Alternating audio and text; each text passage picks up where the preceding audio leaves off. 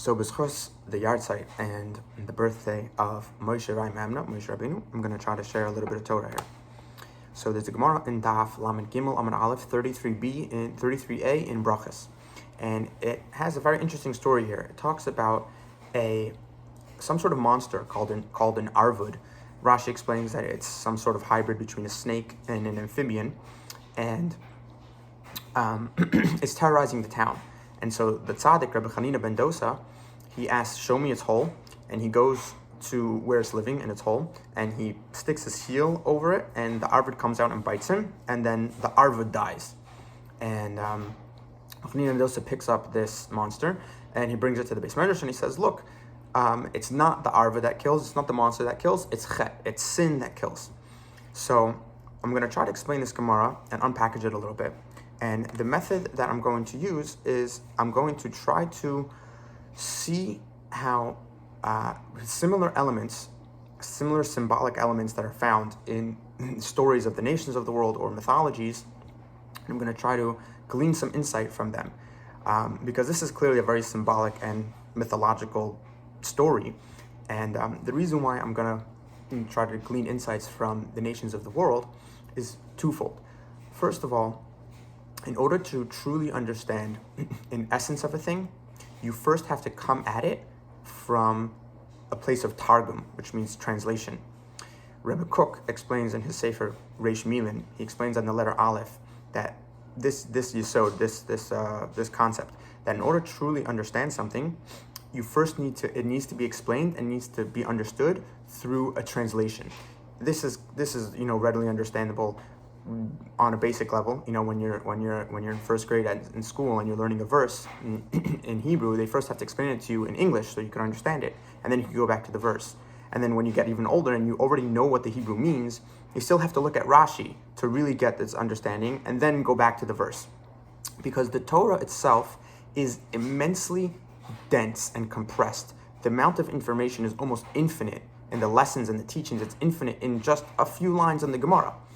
But the nations of the world will take very similar concepts and have very similar lessons, and it's much more unpackaged, because the Torah is very mitzamtzim. Like there's a Talmud in Megillah that says that in the upcoming Lasid Lavai and Olam Haba, all the writings and the prophets, Nevi'im and Ksuvim, are going to be batal, except for Megillah Esther. And the reason for this is because when it says the word batal means the words, it's going to be subsumed. Meaning what? It's going to be subsumed back into the teachings of Torah's Moshe Rabbeinu, right? Which is his yahrzeit and his birthday today. Why? Because all of the writings of the prophets and the writings they're all just an unpackaging of what's already there in Torah's Moshe. Any sort of prophecy that is not connected back to Torah's Moshe is a false prophecy. Everything is connected back to Moshe. Everything is in the original Torah. It just needs to be unpackaged. So the concept of translating something specifically from the nations of the world, and the reason why it's nations of the world specifically is because their languages themselves are called Targum. If you look at the Torah, on the left side you have Targum Onkelos, and it's literally an Aramaic. It's an Aramaic translation of the Hebrew. So first off, the reason why I'm going to try to look at the nations of the world to understand this is because that is one of the ways we can get deep insight. The second is because as we're doing that, we will then be elevating all of those chokhmas hachitzonim, those external wisdoms that are found by the nations, back to its root in Torah. So it's a two-found goal here, to give understanding as well as to elevate the sparks that are found in those mythologies. Okay, now the first thing I think we need to unpackage here is, what is this monster? It's this snake mixture with some sort of amphibian. So I think to give a little bit of insight on this, in general, we have to understand what a monster is. Oftentimes if you're reading any sort of fantasy novel or you're hearing about different mythologies from the nations, they will have these monsters that are some sort of hybrid. It's like they have the head of a snake and then the body of an animal, or and then like the tail of a lion, and it's a composite of all of these different elements into one being. And the reason why this is so is because a monster in its essence is a representation of chaos.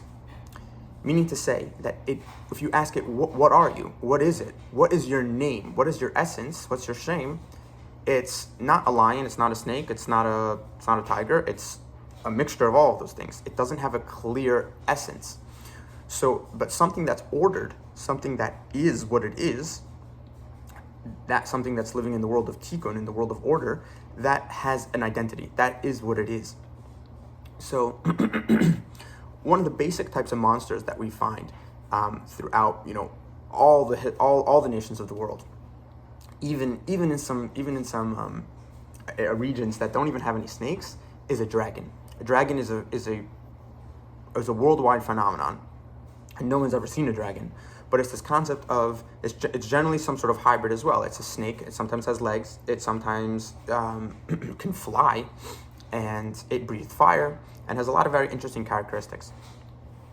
So oftentimes we find with the dragon, we're going to use the dragon as the spitz, as the epitome of a monster. And the reason why we're going to do this is because ultimately, the reason why the nations of the world project this concept, this symbol of a dragon to be the monster, as we know, you have the knight that kills the dragon, and there's so many stories about defeating the dragon, and that's because the dragon is its root is found in Hashem's creation, which we find in the Torah on the second day, where He created the Taninim Hagadolim, the great sea monsters, the great sea serpents, and so a tanin is it's a serpent. It has serpentine qualities. And it's also of the ocean. It's of the deep. And the reason this is so is because anything of the ocean means that its realm is the world of chaos. The ocean waters are chaotic. They are the world of non-being. They're the world of non-form. When everything before Hashem created the world, everything was just waters. It was just one chaotic waters. And then Hashem allowed the Yabasha, the dry land, to emerge. And that is representative of, that's symbolic of the emergence of order out of chaos. The waters are always associated with the chaos, and the dry land and the earth, which is identity, which is solid, is the concept of order. And so we find in the nations of the world that there's always these stories about how the dragon is hoarding something often. Either it's terrorizing the town, or it's hoarding something that's needed. It's hoarding gold, or a lot of ancient stories, it's actually hoarding water. And it's not allowing that powerful force that's needed for the existence of life, for the existence of order, to go where it's supposed to go. And so the hero has to come and slay the dragon. And this concept is found also in our Torah, obviously, as the root of everything is in our Torah, where it says there's a teaching that it says that when Hashem created the Taninim Hagadolim, they were plural, they were male and female, and it says that if God would have allowed the male and female to both survive and to proliferate, then the world would not have been able to stand and would have been destroyed. So what God did was he killed the female and he castrated the male. So we see from here clearly that if these great sea monsters, which is our representation of chaos, were to allowed to be, then their chaos would have overtaken the order. God had to subdue the chaos in the same sense that the hero has to subdue the dragon. He has to kill the dragon in order to continue to have order. God had to destroy the Taninim Hagadolim, or at least the female one, in order to maintain a certain sense of order. Now, why are we bringing any of this up? Because the reality is that the first original monster is the snake, and that's why in almost all monsters there's some sort of snake element to it. Like over here in our Gemara, we have the Arvud, which is a snake and amphibian. And the dragons are very serpentine. The Taninim are the great sea monsters, and they are serpentine. They're snakes. The reason is because although a snake has its essence, it is a snake, it's called arum. It's tricky. It's bendy. It isn't straight. It isn't straight like a rod, like a staff. Like Moshe, he has his rod, which is representative of the staff of Hashem, and it's representative of order. Moshe is the law bringer. He brings order to the world. But when he lets go of the staff, it turns into a snake, because it's this symbolic reference of this flipping between order and chaos. And because the snake is like this, it's not like this. The snake is looking at you over here while it's wrapping around you over here. The snake is the embodiment of the original monster, and that's why all serpentine figures, that's why all monsters are generally have some sort of serpentine element to them. Now we're in Adar and we're coming up on Purim, and we know that Purim, our antagonist is Haman, and it says Haman was the reincarnation of the Nachash HaKadmoni, the original snake. So to understand what is the snake's desire, what is the monster, what is its force? So we're painting a picture about how it is this representation and manifestation of the world of chaos. The world of chaos wants the force. I don't know if it wants. The force of chaos is the force to bring the world back to as it was before being. If being is this protrusion into existence and to constant creativity and actuality and unpackaging of being, the world of chaos, the force of chaos, tries to bring everything back to how it was, tohu vavohu, when it was before being. It was chaotic. One of the main elements of this, main ingredients in doing so, is the concept of death. Death, originally, when there wasn't any death in the world, there just was being, and it was infinity and constantly expanding and going. Death stops it and brings it back to the world of chaos. That's why the snake, which is the original representation of the monster, brings death into the world. Haman, who is the reincarnation of the original snake, tries to kill all the Jews. It's all about the concept of death, and death is the ending of life, it's the ending of order, it's the ending of being, and it's trying to revert it back to the darkness of non-being. So as we understand that Haman is the reincarnation of the snake, and he is the original monster embodied in human being, he's the force of chaos, we're going to try to understand exactly how to relate to this force and what our avodah is in this time.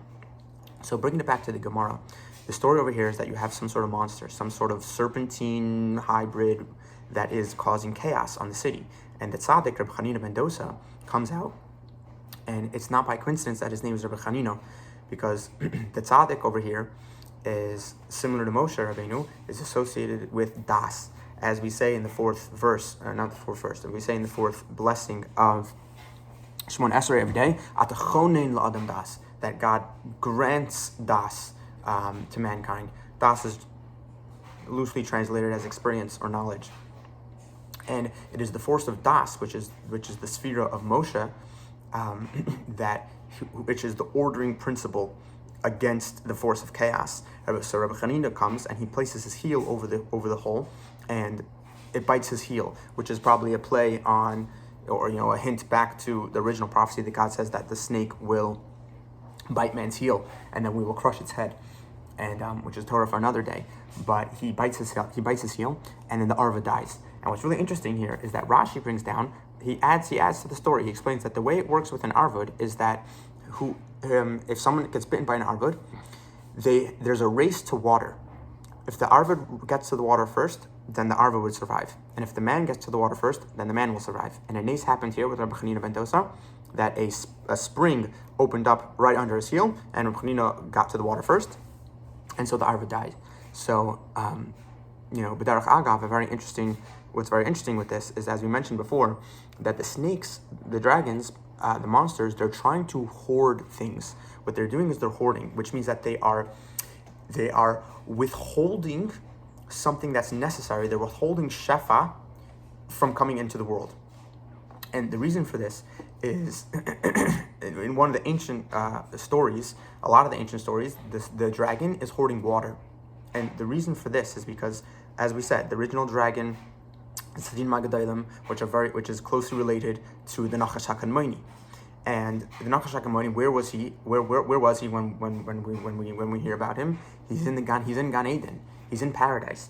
And one of the few things that the Torah explains about paradise is that it is the source of water to the world. That there are 4 rivers that water the whole world that are flowing from Eden, and Gan Eden, that is the place in which Shefa comes into the world, and the dragon is hoarding it. And so perhaps you can say over here that whoever can reach to the water first, whether it's the arvud or whether it's the human, and perhaps you can say, and this is all speculation, perhaps you could say, this concept of getting to the water first is this concept of who can dominate or who can create an association, who can be connected to that original source of life that's necessary. Is it going to be the monster, or is it going to be the human? Okay, put that on the side. So we have Chanina ben Dosa comes and he says, and he kills the arvud, and then the arvud, he picks it up and he brings it to the Beis Medrash, and he says, look, it's not the arvud that is your enemy, it's chet that is the enemy. It's not the arvud that kills, it's chet that kills. And this is a profound understanding. It's a profound teaching, because what Chanina ben Dosa is essentially saying is that everything that we were just talking about, how the dragons, the taninim, the force of chaos, all of these things, on face value, they're all terrible. They're all evil. They're all something that we want to totally eradicate. We want to eradicate chaos. We want being to triumph. We want Haman to die. We want the snake to also die. We want to shech the Leviathan, the great Tanina Magdalim. That's Leviathan, Tanina Magdalim, the same thing. And we want to partake in their Suda. We don't want them in this world. But Chanina Dosa teaches us a powerful thing here. He says, the problem isn't the Arud. The problem is not the Nachash. The problem isn't Haman. These enemies are not our true enemies. The true enemy is Chet. It's sin. Meaning to say, if you ask, a general, a Christian off the street, who's your enemy? He'll tell you it's Satan, right? Who's your enemy? It's the snake, right? Rav Chanina ben Dosa is teaching us that it's not the snake. That's not our enemy. The enemy is sin.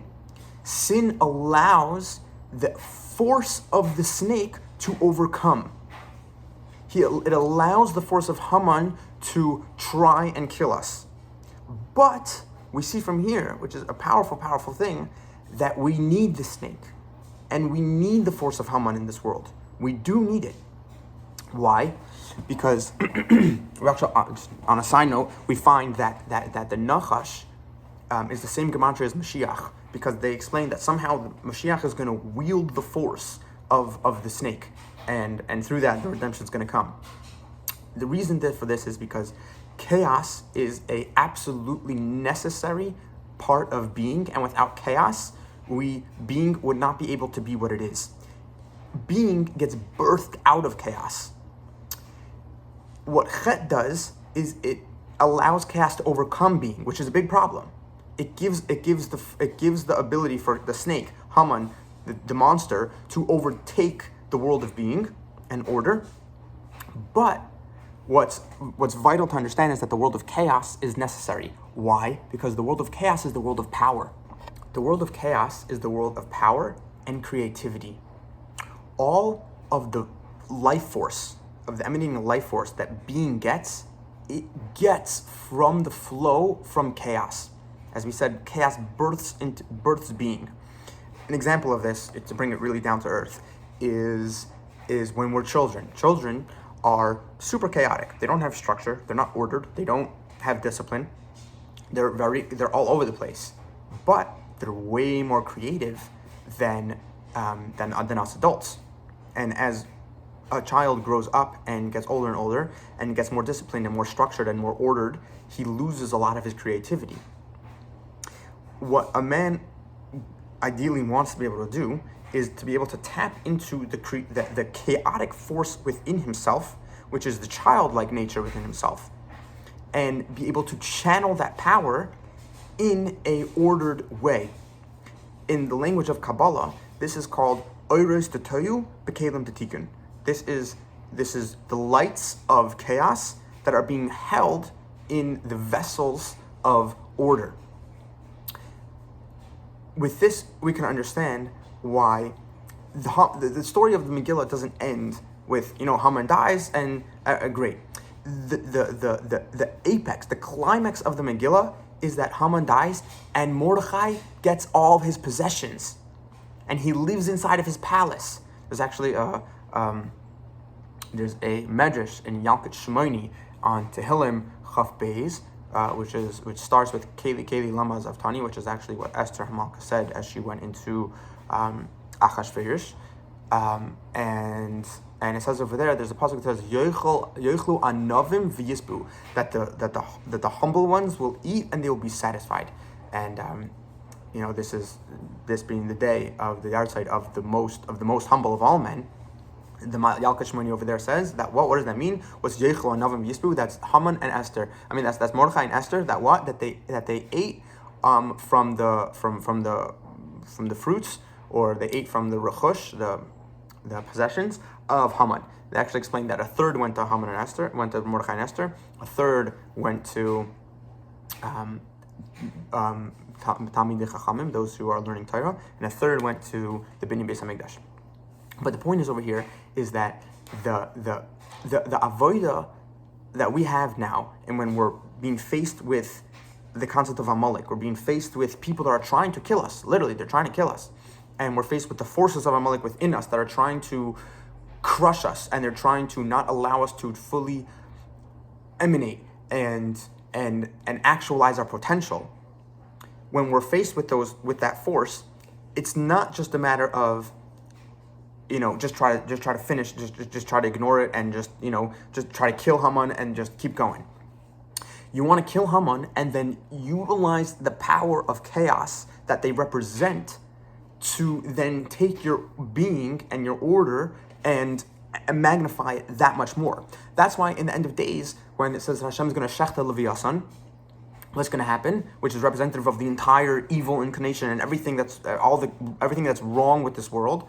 And we're gonna eat of its flesh. We're gonna eat it, which means that we're going to incorporate it into ourselves. And it says we're gonna sit in the sukkah of the Leviathan. We're gonna use its carcass as our home, meaning it's not something that we need to get rid of. This is the teaching of B'chanin and Mendoza. It's the Urud isn't the problem. The monster is not the problem. The Haman is not the problem. The problem is when we sin and we allow the force of chaos to overtake our being, and the avodah of this of Adar and of Purim and of destroying Aman, to not know the difference between bein Ar Haman the Baruch Mordechai, is to understand that the force of chaos which we're fighting against is actually our friend. We just have to not allow it to overtake us by sinning. But if we don't sin, then it is our strongest. It's our strongest companion. I'm remembering right now. I think that there's a medrash somewhere. I can't remember exactly, but it says like if Adam didn't sin, then he would have had like two snakes, two companion snakes on his left and his right, that would have like harvested gems or something for him, something along those lines. I'm kind of butchering it. I can't remember exactly what it was, but something like that. That we're supposed to utilize the power of the snake. It's not meant to overtake us. And to end, this is just some speculation, but it's an interesting concept. There's a lot of mythologies, about slaying the dragon. There's a lot of everything. There's just in all cultures there's some sort of story about slaying the dragon, and a lot of the more ancient you go, when you go much further back, a lot of these dragons eventually get killed by some sort of, spear, which is really just or lightning bolt or something that represents order, the force of order, and it gets killed from above.